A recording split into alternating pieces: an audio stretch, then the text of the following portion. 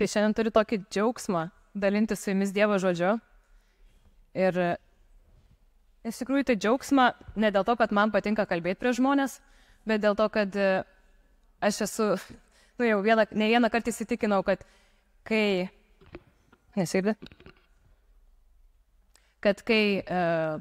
jau įsipareigoju dalintis Dievo žodžiu, tai jau galiu būti garantuota, kad Dievas mane mokys. Ir taip visada ir būna. Tai dėl to yra džiaugsmas iš tikrųjų dalintis, nes pats esi tada mokinys. Ir taip ir dalinsiuos su jumis tuo, ką Dievas mane mokė, bet aš žinau, kad aš nesu tokia ypatinga, kad būtų tai tik tai man. Tai ir su jumis pasidalinsiu ir nebejoju, kad daugam tai šnekės. Ir žinau, šiandien eisim į gatves su jaunimu ir gal ne tik. Ir gal būtų logiška šnekėti apie evangelizaciją, apie jos svarbą, apie tą tokį didį Kristaus paliepimą mums eiti į visą pasaulį ir daryti žmonės savo mokiniais. Bet Dievas biškai kitaip mane vedė šį kartą, tai kalbėsiu, kai mes paklausom kažkokį pamokslą, tai dažniausiai taip, žinot, tą jausmą užsidegam, bet kažką dabar eisim ir darysim.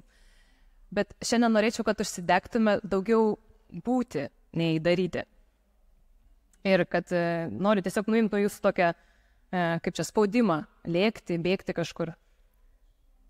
Tai kai pasiūlė man pasidalinti šituo pamokslu, nebūtinai šituo pamokslu, bet kai kažko pasiūlė man pasidalinti prieš maždaug savaitę organizatoriai, tai aš kaip visada pasakiau tą patį, tradiciškai, ir dažniausiai tikriausiai kažkas jau ne pirmą kartą girdėjo mane taip sakant, aš pasimelsiu 3 dienas, pagalvosiu ir jums pasakysiu.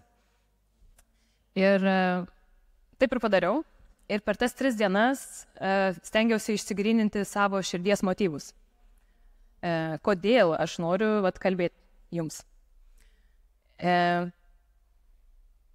Ir kol aš gryninaus tuos motyvus, iš tikrųjų, aš jau kelis mėnesius taip jaučiuosi tokia chroniškai pavargus.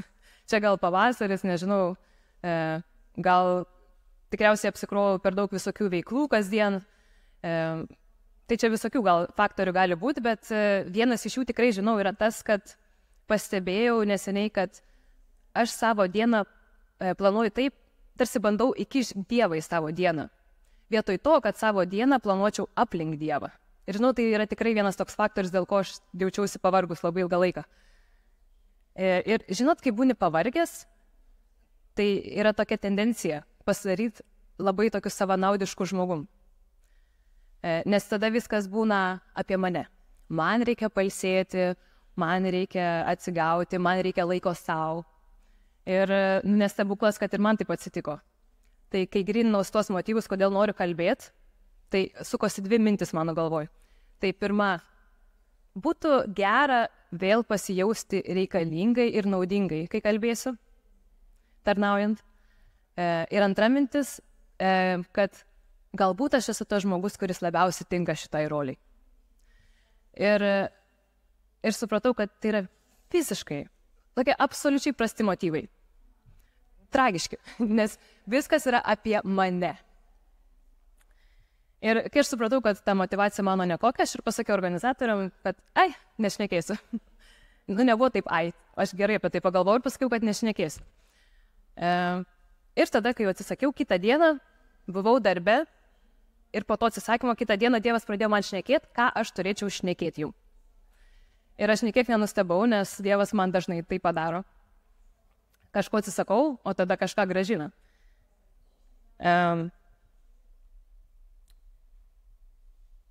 Ir ką man šventoji dvasia pradėjo šnekėti širdį, kai buvau darbe, tai jinai man gana aiškiai pasakė, jiems tavęs nereikia, jiems reikia manęs, per tave.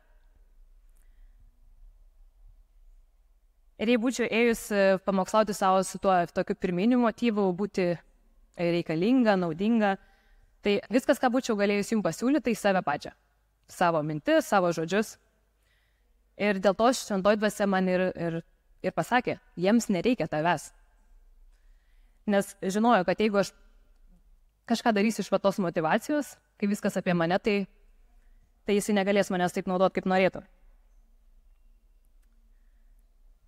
Tai dažnai mums iš tikrųjų kažko reikia atsisakyti, kad ir gerų dalykų, ar tarnystės, ar kažkokių palaiminimų, kad po to, kai tas kažkas grąžinamas mums atgal, tai jisai pasidaro mums tik tai tiek brangus, kiek jisai yra naudingas dangaus karalystiai, ne mums patiems. Ir dabar, pavyzdžiui, manęs nedžiugina, gerai galbūt, bet manęs nedžiugina ir kažkaip nejaudina ta mintis, kad gal kažkam patiks mano žodžiai, ar kaip aš šneku, ar kažkas ateis gal po pamokslo ir man padėkos už pamokslą.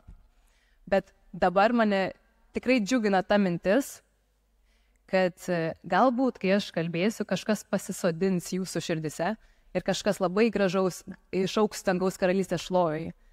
Net jeigu aš to net nesužinosiu, nematysiu, gal dangui kada nors. Tai kai aš atsisakiau pamokslauti, aš numiriau tam savo troškimui būti jums, jaustis jums reikalinga ar naudinga. Ir aš pabrėžiu tą žodį jaustis, nes kaip dažnai jaustis naudingu, reikalingu ir iš tikrųjų būti naudingu, reikalingu Dievo karalystiai būna du skirtingi dalykai. Ir kaip mes skirtingai suprantam tą žodį naudingas, kaip dažnai jį lyginant su tuo, kaip Dievas jį supranta. Tai noriu, kad paskaitytume istoriją iš Jono Evangelijos 12 skyriaus. Iš ten ir įsimintina eilutė buvo. Neįsimintina gal, kaip jin vadinasi. Teminė eilutė. Tai nuo 1 iki 7 eilutės, Jono 12 skyrius. 6 dienoms belikus iki Velykų Jėzus atėjo į Betaniją, kur gyveno jo prikeltasis iš numirusių Lozorius. Ten buvo jam iškeltas vaišes, Morta tarnavo, o Lozorius kartu su svečiais vaišinosi prie stalo. Paėmusi svarą brangių tepalų iš gryno nardo, Marija patepė Jėzui kojas ir nušluostė jas savo plaukais. Namai pakvipo tepalais. Vienas jo mokinys Judas Iskarijotas, kuris turėjo jį išduoti, pasakė: kodėl to tepalo neparduota už 300 denarų ir pinigų neatiduota vargšams? Jis taip sakė, ne kad jam būtų rūpėję vargšai, bet kad pats buvo vagis ir turėdamas rankose kasą, grobs įplaukas. O Jėzus tarė: palik ją ramybėje. Tai Marija išpila kvepalus Jėzui ant kojų. Judas skundžiasi, kaip nepraktiška, koks švaistimas. O Jėzus pastato Judą į vietą. Palik ją ramybėj. Kai Morkus pasakoja šitą istoriją, tai jisai dar užrašo Jėzaus žodžius, kad jisai sakė Marijai: palik ją ramybėj, kam ją skaudinat, ji padarė man gerą darbą. Jinai, išpildama tos kvepalus, buvo naudinga Jėzui, taip kaip niekas tuo metu nesuprato, taip kaip tik Jėzus galėjo tai suprasti. Tai prieš keletą metų aš taip keliavau, sakykime, jeigu galiu tai pavadinti, per savo asmeninę dykumą. Čia, aišku, perkeltinė prasme. Tai tiesiog buvo toks laikotarpis mano gyvenime, kur atrodė viskas taip labai sausa. Fiziškai, dvasiškai, emociškai. Ir aš ten stengiausi, atrodo, tik išgyvent, neprarast tikėjimo ir tiesiog nepasiduoti nevilčiai. Ten nebuvo jokios evangelizacijos, mano gyvenime tada jokių tarnysčių. Tik va toksai išgyvenimas, sakykime. Ir aš, aišku, skundžiaus Dievui, kaip ir bet koks normalus žmogus. Ir sakiau Dievui: tai kam, viskas, ko aš norėjau, Dieve, tai tiesiog sek tavim, aš jau tada buvau tikinti. Ir viskas, ką dariau, tai atrodo, viską padėjau prie tavo kojų ir pažiūrėk, kur aš esu. Ir Dievas buvo labai maloningas su manim ir jisai pradėjo man kalbėti širdį. Ir tikrai niekad nepamiršiu, nežinau, ar iškart jis man atsakė, ar po kiek laiko, bet šventoji dvasia prabilo ir pasakė, kad tu man dar niekad nebuvai tokia naudinga. Ir iš tikrųjų tą dieną ta žodis naudinga, tokiam visai kitom spalvom man nušvito. Ir tada, kai šventoji dvasia man šnekėjo, jinai priminė ir šitą istoriją, kurią dabar skaitėm, kaip Marija išpylė kvepalus Jėzų ant kojų. Ir kažkur tikrai skaičiau, kad tie 300 denarų buvo maždaug metų alga žmogaus tuo metu. Visų metų uždarbis. Ir tada Dievas palygino mano laiką su tais brangiais kvepalais. Nes iš tikrųjų, ką mes turim brangiau negu savo laiką? Ir manęs niekas fiziškai ten nelaikė. Tai aš galėjau tą savo laiką, tuos kelis metus išleisti bet kur.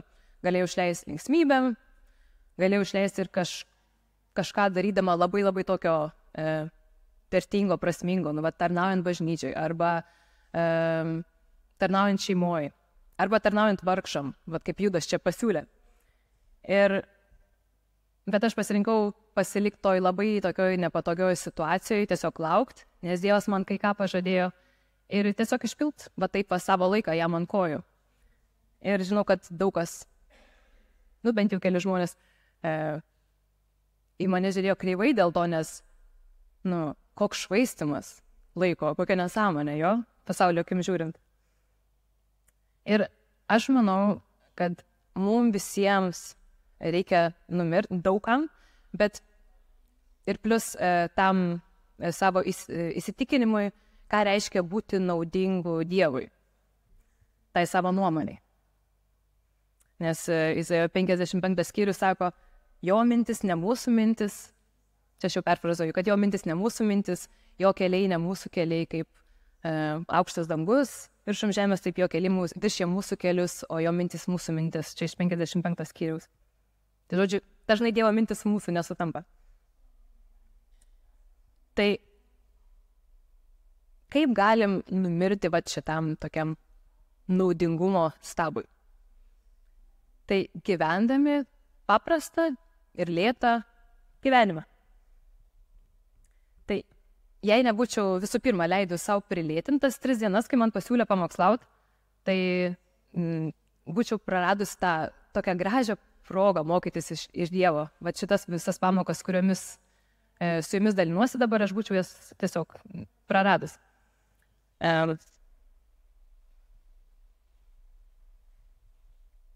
Be to, jeigu jums kyla kažkoks tai toks nepatogumas viduj, kažkokia neigiama emocija, kaip pasakau, lėtas, paprastas gyvenimas, tai čia yra didelis šansas, kad išsikėlėt savo gyvenime tą būtent tokį naudingumo, skubėjimo, svarbumo stabą. Arba jeigu jūs pagalvojat, kad jeigu aš dabar sulėtinsiu ir atsisakysiu kažkokių tai dalykų, tai kur aš esu, pavyzdžiui, šeimoje ar darbe ar bažnyčioje, viskas pradės griūti, nes aš labai svarbus toj srity ir negaliu prilėtinti. Tai irgi yra šansas, kad išsikėlė tą tokį buvimo svarbių ir skubėjimo stabą. Tai gerai, kaip ir sakiau, kad vienas iš būdų, kaip nugriauti tą stabą, yra būtent tas lėtas gyvenimas. Tai todėl noriu pasidalinti keliais pavyzdžiais iš Biblijos apie tą lėtą gyvenimą. Nes Paulius kviečia mus atnaujinti savo mąstymą pagal Dievo žodį.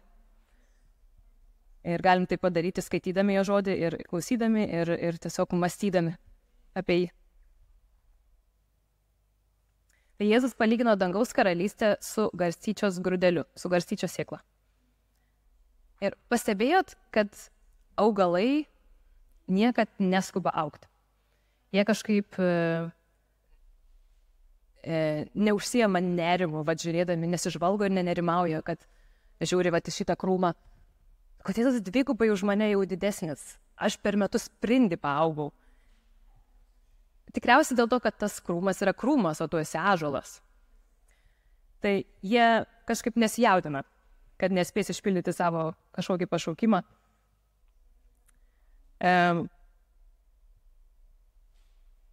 Jie auga užtikrintai, bet lėtai.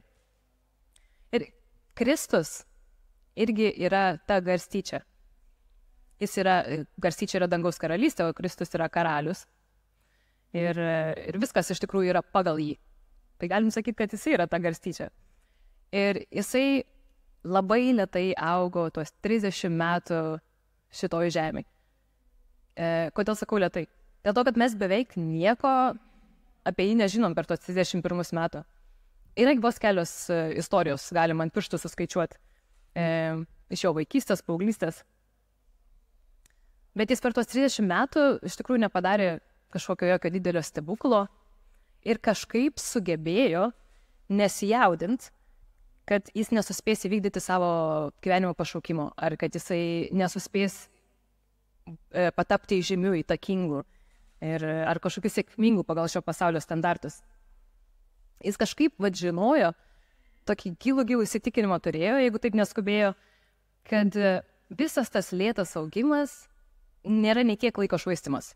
Nes iš tikrųjų tai Dievas nieko ir nešvaisto jo. Ir kai jam buvo jau laikas pradėti tą tarnystę savo šitoj žemėj, tada jisai buvo pakrikštytas, kaip žinom, Jono Krikštytojo, ir tada atsivėrė dangus, tada jisai išgirdo tą balsą iš dangaus, kai tėvas jam sakė, kad šitas yra mano mylimas sūnus, kuriuo aš gėriuosi. Jo. Ir net tada jisai vis dar nebuvo padaręs jokių kažkokių didelių stebuklų. Nebuvo išgydęs raupsuotų žmonių, nebuvo demonų išvaręs nei vieno, nebuvo pamaitinęs 5000 ar daugiau su 5 kepalėliais duonos.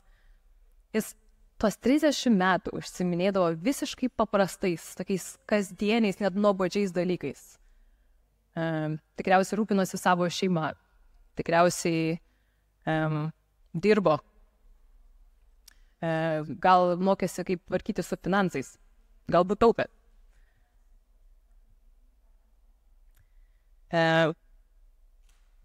Kai kurie Jėzaus draugai irgi mokėjo neskubėti. Gal dėl to jiem labai buvo tokie artimi, negali žinot. Bet žinau, kad vieną iš jų jisai užstojo. Vieną draugę. Tai kai Morta, atsimeta tą istoriją apie Martą ir Mortą, aišku, kur Morta skubėjo ir patarnavo. Tai kai Morta skubėjo, lakstė aplink apaštalus, rūpinosi maistu, visais namų dalykais, Marija atsisakė skubėti. Jinai tiesiog buvo ramiai prie Jėzaus kojų. Ir Jėzus ją palaikė, sakydamas, Marija išsirinko geriausiąją dalį, kuri nebus iš jos atimta. Jeigu norėsit paskaityti, čia iš Luko Evangelijos 10 skyriui yra gale. Tai čia yra ta pati Marija, kuri išpylė kvepalus ant Jėzaus kojų. Ir aš nei kiek nebejoju, kad jinai tai darė lėtai. Nes, tokie jautrus momentai, tai tokie pripildyti pagarbos, rimties, susikaupimo, jie negali būti skubinami. Ir jiem reikia to tokio lėtumo, tam tikro. Ir dabar įsivaizduokit, jeigu jinai būtų sugalvojus, viską paskubint. Greičiau, Jėzau kojytės, tok.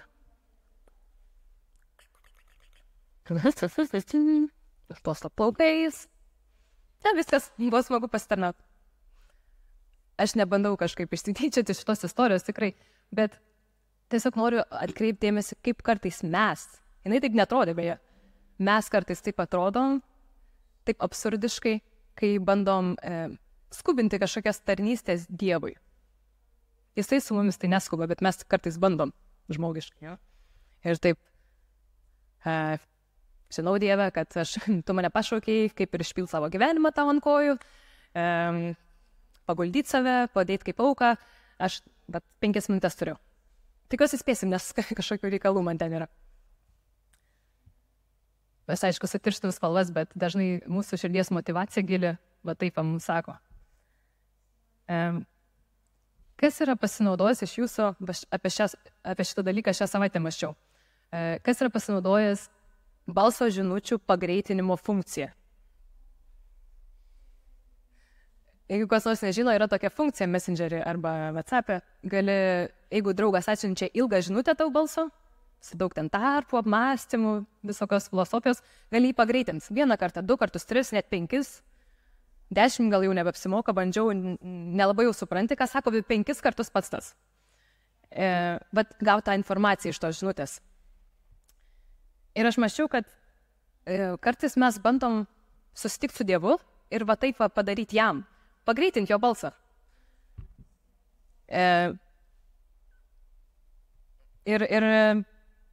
Tai veikia iš dalies.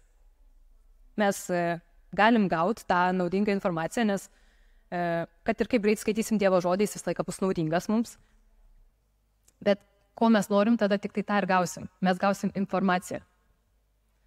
Bet jeigu mes nenorim skirti laiko daugiau užtrukti su Dievu, tai ir klausyti, kaip draugo balso žinutėj visų arba net tylos pauzė, jau nešneku apie tai. Tai tada mes gausim informaciją, bet nepažinsim pačio asmens, kuris kalba. Nes mes neturėsim tiesiog laiko įsigilinti į jo balso toną, į intonaciją, ką sako ta tylos pauzė. Gal kažką Dievas nori pasakyti tarp eilučių ir kažkas yra giliau, kad pakastume. Bet neturim laiko tam kasimui, tai. Tai gaunam tada tik informaciją, bet ne patį asmenį.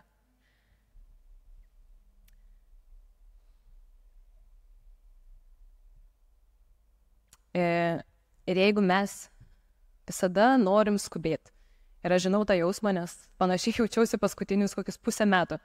Ir kartais galvoju, kad Dievas daleidžia tokius dalykus, kad išmoktum kažkokią pamoką. Jisai neskuba, gali man duoti ir 0,5 metų pasikankinti jo, jeigu verta po to.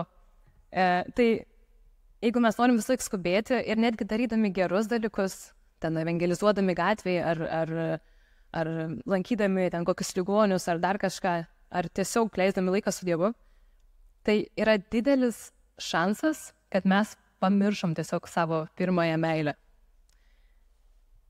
Ir jeigu kažkada buvote įsimylėję, tai prisiminkit dabar. Tikiuosi, nebuvo kažkokia labai nelaiminga meilė.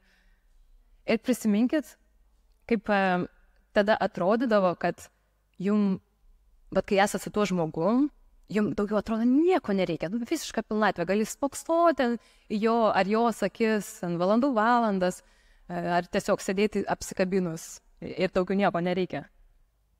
Ir yra tokia istorija Biblijai, tiksliau visa knyga, vadinasi Giesmių giesmė, tikriausiai žinot, jo. Vaikam dažniausiai neskaitom jos. Tai ten yra istorija ne šiaip apie 2 kažkokius įsimylėlius, ir apie įsimylėlius, bet ten yra istorija ir apie Kristų ir jo meilę, jo nuotaką, jo bažnyčią. Ir tenais, paskaitysim biškį. Giesmių giesmė, 5 skyrius 16 eilutė. Čia mylimoji šneka savo mylimajam. Ir sako, jo žodžiai saldybė ir visas jis malonumas. Ir tada mylimasis tam po kiek laiko 6 skyriui prabyla jai tokia komplimentų lavina. Ir čia nuo 4 eilutės galim skaityti. Mano meilė, tu graži kaip Tirca, daili kaip Jeruzalė, pagarbę baimę kelinti kaip pulkas su vėliavomis. Nugręžk savo akis nuo manęs, nes jos mane gniuždo. Tavo garbanos plasta tarsi kaiminė ožkų, besileidžiančių žemyn Gileado šlaitais. Tavo dantis kaip kaiminė avių. Ir tada mylimoji jį taip pertraukė mandagiai ir sako, atsiprašau, galima biškai greičiau, aš turiu reikalų.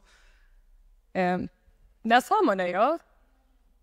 Taip įsimylėję žmonės tiesiog nesielgia, tai yra prieštarauja visiems vidiniam dalykam, kurie iš tavęs kyla, kai tu klausai savo mylimojo. Tu tiesiog valgai jo tada žodžius, nori, kad jis amžinai, tai tau šnekėtų ir šnekėtų ir šnekėtų. Nes jis yra visas malonumas ir jo žodžiai saldybė.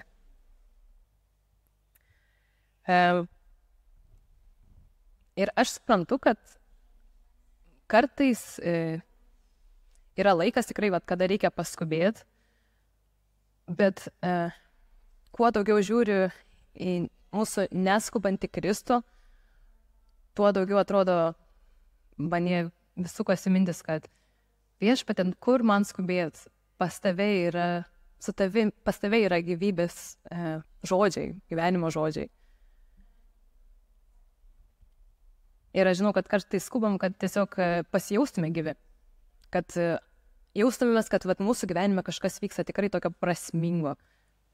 Bet niekada nesijausim labiau gyvi, nei tada, kai klausom, ką apie mus šneka Kristus. Ką mums šneka Kristus. Jis tiesiog taip sukūrė mus savo. Tada mes jaučiamės gyviausia. Ir žiūriu, kad stengiuosi iš tikrųjų neskubėti, išdalindamas iš šito žodžiu su jumis, bet pastebėt, gal aš esu tokia pakankamai greita kalbė. Tai jau einam iš tikrųjų į pabaigą. Ir noriu pasidalinti dar keliom mintim. Paskutinė mintim. Tai šią savaitę jau nebeskubėjau.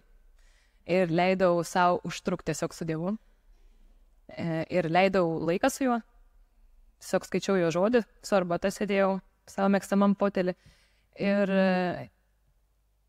kol skaičiau, šventoj dvasia man šnekėjo ir pasakė tokią vieną frazę. Tu niekur nevėluoji. Tu niekur nevėluoji. Ir koks palengvėjimas. Tiesiog kokia našta, vat išgirdau ir tokia atrodo našta nukrito nuo mano dvasinių, sakykime, pečių. Toks palengvėjimas atėjo. Ir žinot, kaip mes kartais nežinom, ką mums reikia išgirsti, ką mes taip trokštam išgirsti, bet nežinom, ką mums reikia išgirsti. Bet Dievas žino. Jisai kiaurai permato mūsų tas tokias nuolat bėgančias, kažkur skubančias širdis. Ir aš noriu, kad visi šiandien įsivaizduotumėt, kad Dievas šiandien jums tą patį sako. Tu niekur nevėluoji. Erikai, tu niekur nevėluoji. Dovilė, tu niekur nevėluoji, visur spėji. Eglė, tu niekur nevėluoji. Viskas mano rankose. Aš jau buvau tavo rytojuje. Aš jau mačiau, kas ten bus. Tu niekur nevėluoji.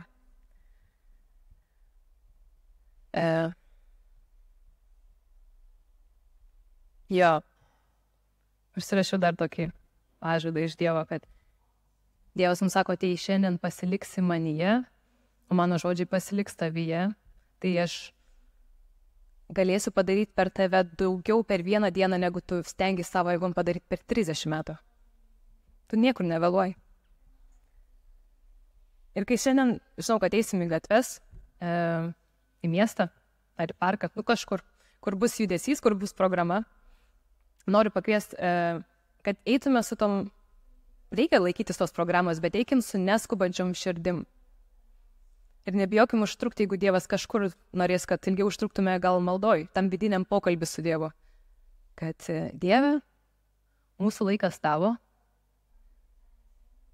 ir kur tu mane vesi, žinau, kad aš visur suspėsiu ir tiesiog vesk. Tai vis laiką stenkimės šiandien atsigręžti Jėzų vėl ir vėl ir vėl. Ir visam tam šurmuly, visam tam veiksmo sukūrį tiesiog išlaikyti tą poziciją širdies, kuri niekur nevėluoja, nes Dievas pirma jaus. Tai tiek šiandien iš manęs. Ir ačiū Dievui.